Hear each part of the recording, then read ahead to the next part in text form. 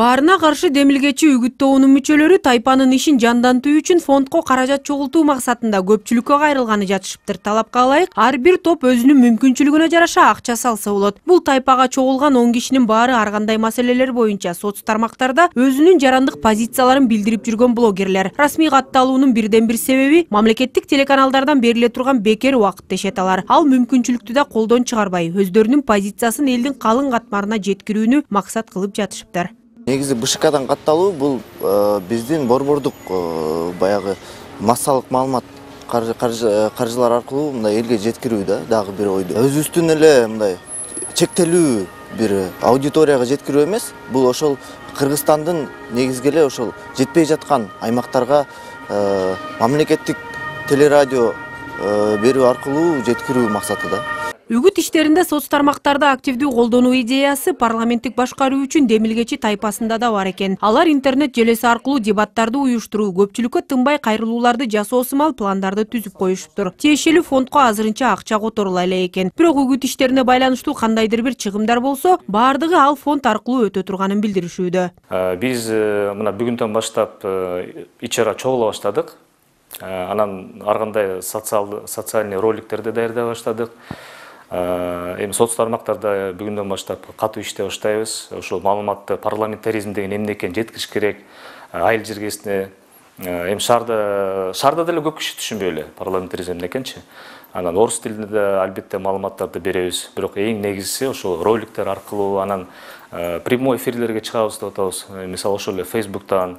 Азырынча Боршайкомго 2 гана топ катталды. Жалпы элдик добуш берүүгө 20 күн калганын эске алганда үгүт иштери чукул болуп, ар бир топ өзүнүн позициясынын артыкчылыктарын көпчүлүккө жеткирүүдө убакыт жетишсиз болуп калаары турган иш. Андыктан көпчүлүгү калаадан тыш чыкпай эле соц тармактар аркылуу үгүт жүргүзүүнү туура көрүп жатышыптыр. Ал арада депутаттар референдум боюнча үгүт жүргүзө алышабы деген суроо курч турат. Себеби буга чейин эл өкүлү Дастан Бекешев кайсы бир демилгечи топту жетектеп катталып, бирок референдум боюнча мыйзамдын 23 беренесине каршы келери белгиленгендиктен арызын чакыртып алган болчу. Ал арада Боршайкомдун өкүлдөрү ал мыйзамдын дагы бир пункту бар экенин белгилешти. Ал жерде эгер мамлекеттик жана муниципалдык кызматкерлер жана аскер кызматкерлер жөнүндө берилиптир.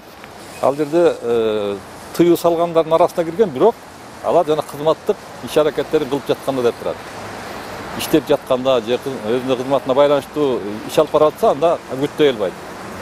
Бош убагында үгүттөйт деген ченем бар. Аны кандай депутаттар окуй калды билбейм. Бул дегенди 9-дан 6-га чейин адам иштесе, 6-дан эртең мененки 9-га чейин үгүттөй берсе боло берет деген сөз. Же болсо демалыш күндөрү, же отпуск алып, же отгул алып дегендей.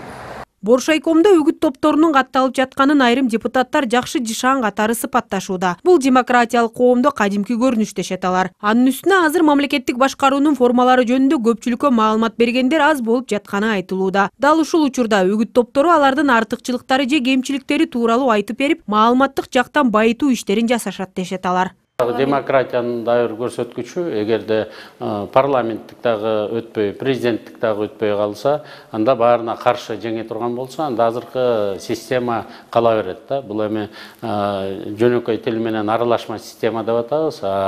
Биздин түшүнүгүбүз боюнча, юристтердин, депутаттардын түшүнүгү боюнча бул же президенттик парламенттик, же болсо парламенттик президенттик дегенди аныктайт. Эл өзү тандайт го, кайсыны тандабасын. Президенттикти тандаса ага баш ийели, парламенттикти тандаса ага дагы баш ийели да. Бирок анда жоопкерчиликти так көрсөтүп жазып коюшубуз керек. Кийинки жылдын 10 январында кезексиз президенттик шайлоо менен башкаруу формасын аныктаган референдумда кош өткөнү турат. Анда ар бир добуш берүүчүгө 3 суроо коюлат. Шайлоочу президенттик же парламенттик башкаруу ыкмасын колдой турганын, же болбосо бардык варианттарга каршы экенин билдириши керек. Акмарал Сабатар, Турган Ниязов, НТС.